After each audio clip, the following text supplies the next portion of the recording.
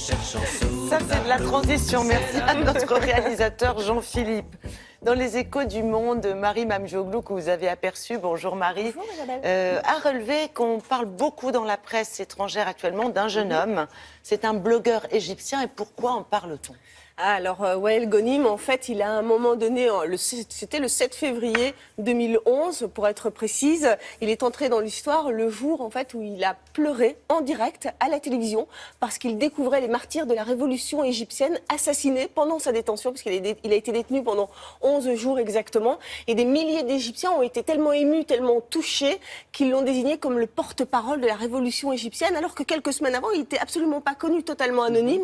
Il avait juste posté un message. Voilà, c'est ce jeune homme. Hein. Exactement, il avait juste posté un message sur Facebook en déclarant, en voulant en fait, si vous voulez, rassembler les gens contre le régime. Et ça a été vraiment le début de la révolution de son pays. Voilà. Et donc ensuite, il s'est rendu compte que les réseaux sociaux étaient tellement puissants aussi bien pour rassembler, mais aussi pour diviser.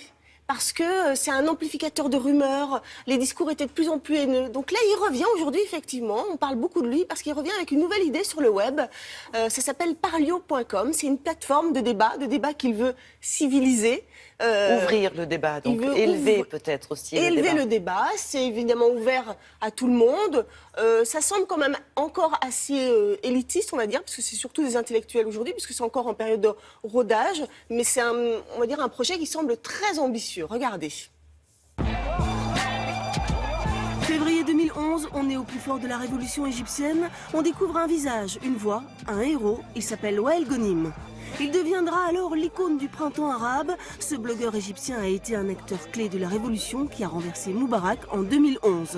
Wael Ghonim, c'est aussi une personnalité assez idéaliste, puisqu'au moment des révolutions arabes en 2011, il s'était rendu célèbre pour pouvoir déclarer « Si vous voulez libérer un pays, apportez-lui Internet ». On le retrouve 5 ans plus tard, exilé aux États-Unis et très critique vis-à-vis du pouvoir du maréchal Abdel Fattah al-Sisi en Égypte, mais surtout engagé dans un nouveau projet sur le web. Il veut effectivement libérer l'Internet, le rendre plus civilisé, puisque selon lui, Internet s'est détourné de sa vocation initiale, hein, qui était de rendre le bien, donc avec une version extrêmement manichéenne hein, de ce que devrait être Internet. Et selon lui, Internet est prisonnier des trolls, ces internautes qui pourrissent les débats en ligne, et prisonnier des débats haineux. Son nouveau projet, la plateforme Parlio.com, un projet ambitieux. C'est une plateforme de débat, donc à mi-chemin entre la plateforme de blog classique, le journalisme traditionnel et le réseau social type Twitter. Parlio.com est ouvert à tout le monde, au grand public, mais ce sont essentiellement jusqu'à présent des journalistes, des décideurs, des professeurs, à Harvard, à Princeton, qui interviennent. Donc la perspective est encore jusqu'à présent très élitiste au fond. Les développeurs de Parlio.com ont développé un algorithme qui au fond répertorie les bons et les mauvais intervenants hein, sur le site.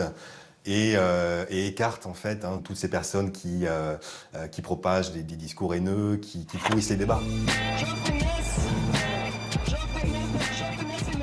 On n'a pas créé ce site pour faire les malins ni pour passer à la télévision. Nous défendons des causes qui n'appartiennent à personne, donc qui appartiennent à tout le monde. Son but est avant tout de contribuer au débat public en propageant des idées construites, des débats argumentés sur des problématiques extrêmement sensibles parfois, hein, sur la politique étrangère, sur l'immigration, sur la société, la vie politique. L'ambition est donc globale, pas focalisée sur le Moyen-Orient et encore moins sur l'Égypte. Pour autant, Wael Ghonim ne perd pas de vue ce pays et reste un éternel activiste. Et comme il est dit sur sa page Twitter, suivi par 1 800 000 personnes, le succès n'est pas définitif, l'échec n'est pas fatal, c'est le courage de continuer qui compte. Donc Marie, cette plateforme fonctionne bien aux États-Unis. Oui. Est-ce que ça pourrait être le cas en France ? Ah oui, alors effectivement, elle fonctionne qu'aux États-Unis aujourd'hui. On s'est posé la question, est-ce que ça va fonctionner ici en France ? C'est encore des questions qui se posent vraiment parce que c'est un discours encore très élitiste, même si c'est ouvert au public, mais on sent bien que ce sont encore des intellectuels, des journalistes, des gens qui sont très calés sur des discours bien précis. Donc, affaire à suivre. Merci beaucoup. Nous allons rester sur Internet avec Laura. Bonjour Laura. Bonjour Isabelle. Vous nous proposez, je crois, aujourd'hui une vidéo de Barack Obama. Oui, qui fait beaucoup de bruit, paraît-il. Vous montrer cette vidéo qui est en train de faire un vrai buzz sur Internet. En fait, il s'agit de Lin-Manuel Miranda, qui est une star des comédies musicales aux États-Unis, qui est venu à la Maison-Blanche lundi. Et ils ont improvisé un petit slam où Barack Obama montrait des mots pour faire le bilan de son mandat. Je vous recommande de le regarder dans son intégralité, ça vaut vraiment le coup.